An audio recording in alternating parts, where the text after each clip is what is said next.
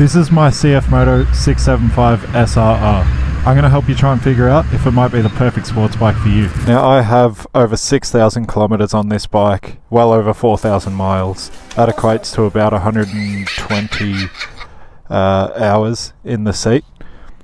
So I think it's about time I make a video, explain to you guys the good, the bad and the ugly. I've thrown a heap of mods on this thing. If it's something that interests you, leave a comment and I can make a video about the modifications to this bike. I've done a lot of research about them, so it might be interesting. I've got a nice cold start for you here. It's got that real 3-cylinder sort of burble to it. Almost sounds like it's running a little bit rough, but it sounds absolutely beautiful.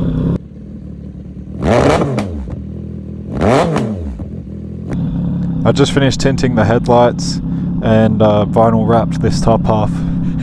What do you guys think? Does it look good? Should I keep it? I reckon it looks pretty mad. While we're waiting for this to warm up, I'll just go into the comfort and ergonomics of the bike a little bit.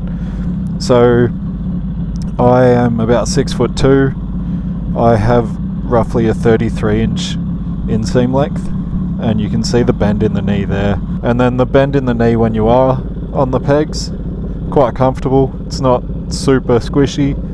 As well as the handlebars, you're not reaching all the way down forward like this. They're at a decent height. Move into things like the buttons. They're super nice buttons. Really nice clicky buttons. As well as flicking through the menu through these. So you can change displays, you can do so much with this. The tech in this is absolutely awesome. Got your horn. I've replaced the original levers, they just didn't feel great for me. If you use all of your fingers on the levers, they're probably fine, but I generally use one, or usually one on the clutch, one on the front brake as well. As well as going into the comfort of the bike, your knee really tucks in under the tank here. I'll probably go into it more, but you really do sit in the bike on this. It's a really good seating position. The seat is like really nice and squishy as well. It's not super tough. Just a quick side note, the wireless charging head for the quad lock, game changer. That is absolutely awesome. Little USB port down here, just plug it straight in. Happy days. Now we're nice and warm, so I'll get your little sound check. It does have, when you're in neutral, it has a soft limiter. So it just hits limiter at about 6.5, I think it is. But if I pop that in first gear, I'll give you this one. It's much louder and obviously higher revs. There's the app there warning me, telling me the vehicle's at high revs. And stability at slow speeds feels really good. Doesn't feel tippy, stays in a straight line. I think the steering stabilizer plays a big role when it comes to the stability of this bike. Like if you have that cranked all the way up versus off, it's completely different. Two totally different bikes. Now getting into the power and the performance of this bike, I feel like for a 675 3-cylinder, it really is quite good. It's got heaps and heaps of power there. But you know, if you're looking for a lot more power, you're probably looking at something more like an R9, if you're looking for a whole extra bunch of power. But as far as usable power on the road, this thing really has it all. It has plenty.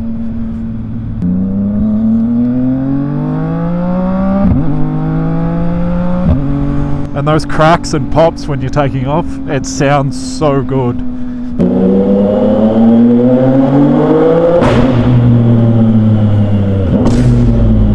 And that's another thing to mention. This bike goes absolutely leaps and bounds when you put that exhaust on there. I've just done the air filter in this bike as well, a DNA air filter, as well as that exhaust, and you can just feel from stock this bike is just being strangled. It needs more air. So it's definitely something to consider, you know, when if you are considering buying one of these. You're definitely going to want an exhaust and an air filter. It takes it so far. And then you can obviously look at the ECU flashes. I know Cfmoto have just released a crazy flash for these things that seems to really do a lot as far as rideability and everything like that. But I know it's quite expensive, so... But it really depends what you're looking to get out of the bike. If you just want a sport bike commuter, it's perfect as is. But if you want a track machine, then you're probably going to be looking at getting that tune. But the thing is, at the end of the day, as far as performance goes, you've got J1 brakes, which are essentially Brembo. You've got KYB shocks, heaps of adjustability on them. I haven't had them tuned up to my weight, but even as they are, they're just set basically in the middle. As they are, they're really, really good for me, and they quite easily are stiff enough to do stoppies and things like that, and it's not diving in the front as soon as I let off the throttle and jump on the brakes, which is a really, really good thing. Zip up my pocket. The brakes definitely perform as they should. They're a really, really, really good thing. I mean, the value for money, it's just crazy. The brakes, like everything that you get on this bike, the value for money is absolutely wild. And you know, if we're moving into that topic, the value on these bikes, I can't exactly remember how much this bike was in Australia when I bought it. I'll pop it up on the screen. But what you get for that money, you just can't get anywhere else. In really any other...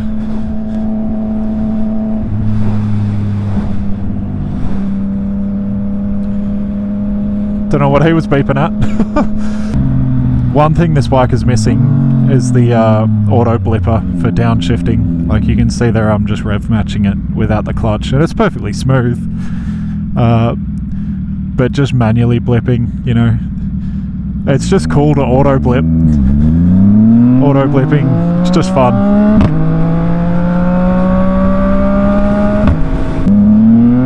Now, if we're getting into the reliability side of things, you know, long-term ownership, I'm not going to sit here and say I've had this bike for a really long time. You know, it's a 2026 model, it's still basically brand new, but it's been perfectly reliable. I just keep that chain tensioned. I mean, I service it myself, so I did a service at 1,000 Ks, I did a service at 6,000 Ks, and you know, there's no metal flakes. There's like the tiniest little bit of in the beginning. There's no metal flakes in the oil, and nothing has gone wrong with the bike whatsoever. So I don't really have much to say on reliability, aside from it's really good. Got a tractor. Get around that tractor.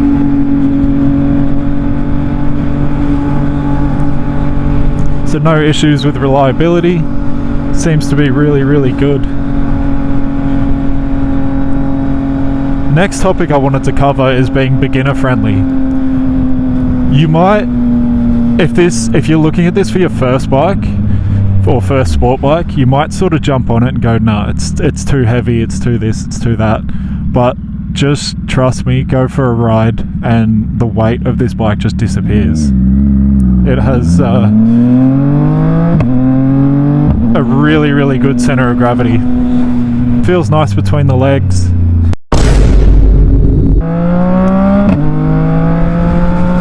Oh, and it just sounds so good. Oh my god. The looks of a bike, the style of a bike, it's important to everyone. You know, you gotta enjoy looking at what you're riding. You know, if you're buying a bike like this, you're an enthusiast like me, and enthusiasts care about how their bike looks. So if we're just looking at this bike, you look at the side profile, there's so many aggressive lines. It's all put together so well. There isn't hardware showing everywhere where it's all bolted together. It's all put together really, really nicely. And then if we're looking at it from the front, you've got those DRLs, which also do a bit of a dance. When you turn the bike on, the DRLs actually sort of flash and move. Same story with the tail light. When I was in the dealership buying this bike, I just couldn't stop looking at it and saying to myself, there is nothing I don't like about this bike. Apart from, you know, the whale tail that comes on its stock, but no one's going to leave that on anyway.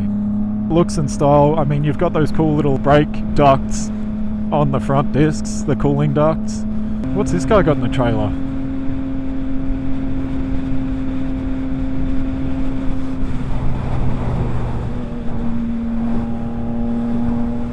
Cool little cooling ducts. It's all the small things on these bikes. You know, they've really paid so much attention to detail whilst designing this bike. Literally any angle I look at it, I'm like, oh fuck yeah. It's just got that aggressive, mean look to it at the front. The big fat tyre on the back. That underslung exhaust. I just love it. You could probably tell I'm a bit of a fanboy when it comes to this bike. Now, I'm just going to ask myself a few questions. So, what made me choose this bike? First of all, great value for money. The value in this bike is insane, especially when you consider the warranty. Second thing is probably going to be, it just seemed like a great starting point. I wasn't jumping straight onto a leader bike. I wasn't starting on something small.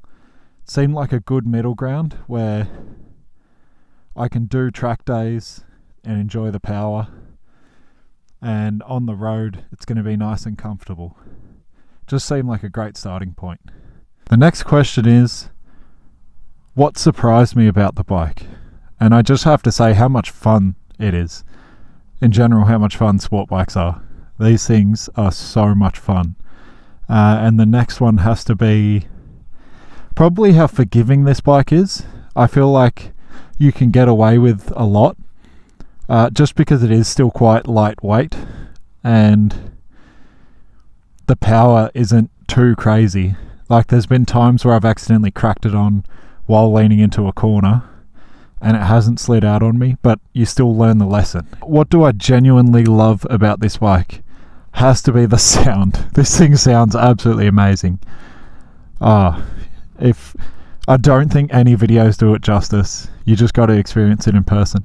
And the second one is probably the build quality.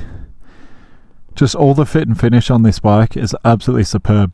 All the hardware, like I've had these fairings off probably 5 times, both sides, and all the hardware is as new. It all comes apart really well. Relatively easy to pull apart as well. So yeah, the build quality. I've gone on and on about everything I love about this bike. This whole video has been about how much I like this bike. But why don't we ask what I don't love? So, there really isn't much. I walk around this bike and sort of scratch my head and go, I don't know. But I would have loved if it had a auto blipper for downshifting. I would have loved if it had cruise control. And it would be awesome if it just had a few extra ride modes. So it doesn't have any ride modes whatsoever. Just like a rain mode, street mode, race mode, maybe even a custom mode where it just flicks off the ABS and everything like that. Like, I've had to pull the ABS fuse in this just to get the full feel of the braking because the ABS cuts in really early. I'm not entirely sure why, but it does have a cable throttle as well, which I don't really understand. It's probably just another thing coming into cost, you know, getting the cost down on this bike. We're back to a cable throttle. But I don't really mind that. It is that old school feel, but it definitely barks in the high revs. You know, if you're coming through a corner, you can't just roll that throttle on it. It barks a little bit, but it's probably something we can adjust, something we can work on for sure.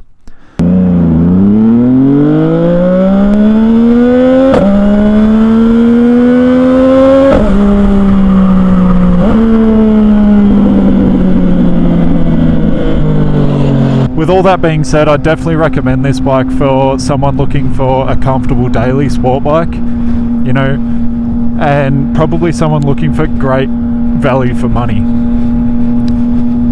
And who I wouldn't recommend this bike for is probably a first bike. You know, if you're literally a beginner, I probably wouldn't recommend it, just due to the power and the weight of the bike. It's probably going to be a little bit much to handle straight off the bat. But as I said, if you're someone coming in with a lot of motorbike experience, just not necessarily sport bikes, then fine, go for it for your first bike. And I probably wouldn't recommend this bike to someone looking for a 600, as in like your typical 4-cylinder 600. It's just not going to have the power of something like a ZX6R or obviously something like an R6. It's just not a 4-cylinder, which I feel like is pretty obvious, but I think that's worth pointing out. And if you walked up to me and asked me, should I buy this bike? Look, the short answer is yes.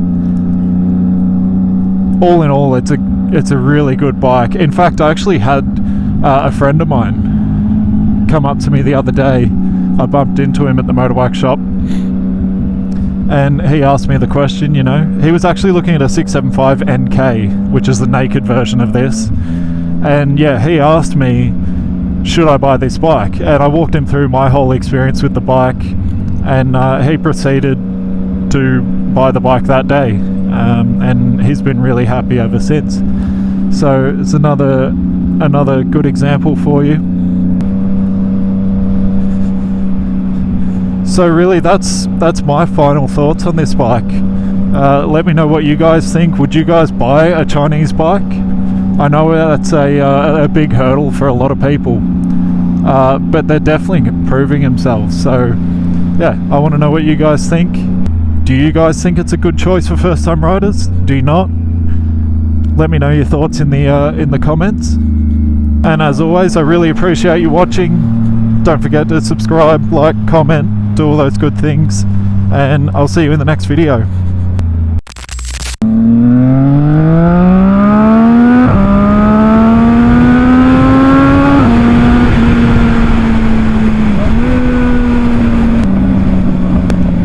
Oh, that sounds so good! Alright, catches.